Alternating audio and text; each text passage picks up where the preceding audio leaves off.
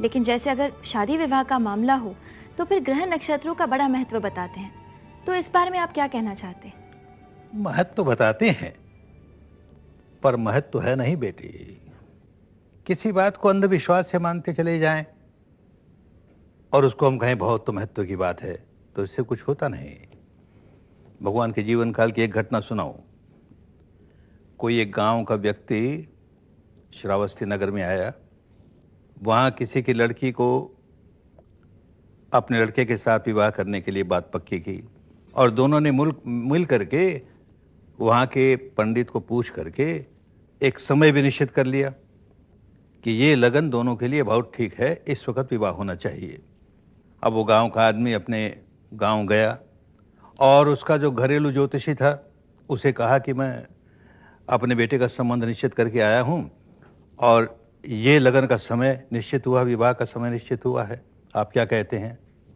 उसको बुरा लगा कि निश्चित भी कर लिया, अब पूछने मुझसे आया है। तो उसने कहा देख बहुत खराब है, वो लगन बहुत खराब है दोनों के लिए। उसके 2 दिन बाद का लगन सबसे अच्छा है, उसमें करो। अब उन दिनों आपस में जो आने जाने में बहुत समय लगता था, तो उसने निश्चित तो किया 2 दिन बाद करूंगा, लेकिन जब बेटी वालों को सूचना भेजी वो उस दिन पहुंची जिस दिन की विवाह होने वाला था। अब उसे कहा गया कि आज नहीं, विवाह 2 दिन बाद होगा। तो उसके ज्योतिषी ने कहा अरे नहीं नहीं, इसका विवाह आज ही होना चाहिए, नहीं होगा तो बड़ा अमंगल हो जाएगा। तो क्या करे बेचारा, नगर के किसी दूसरे लड़के से उसका विवाह कर दिया। अब 2 दिन बाद उनके बारात आई, विवाह तो हो चुका।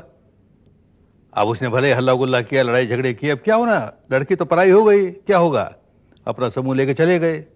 तो ये बेटी बहुत बार ये ग्रह नक्षत्र लगन जो करते हैं जजमान को खुश करने के लिए, जजमान को सोचना चाहिए कि हम कहाँ उलझ रहे हैं। कितने ही ग्रह नक्षत्र लगन कुंडली देख करके विवाह करने के बावजूद भी क्या रिजल्ट आते हैं?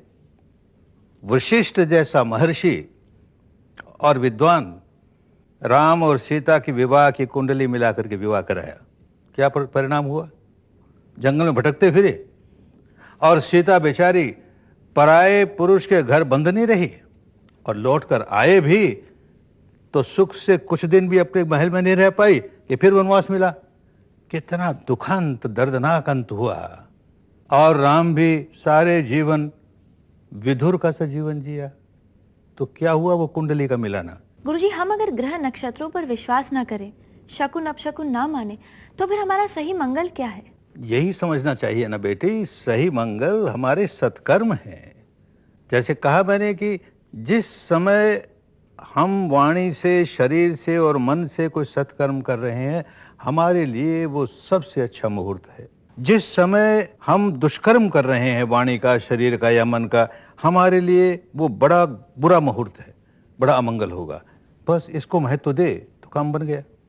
लेकिन कठिनाई ये होती है, लोगों को कोई सस्ता सौदा चाहिए, अपने मन को सुधारना, अपने कर्मों को सुधारना कठिन होता है, इसलिए इस तरह के जंजाल में उलझ जाते हैं।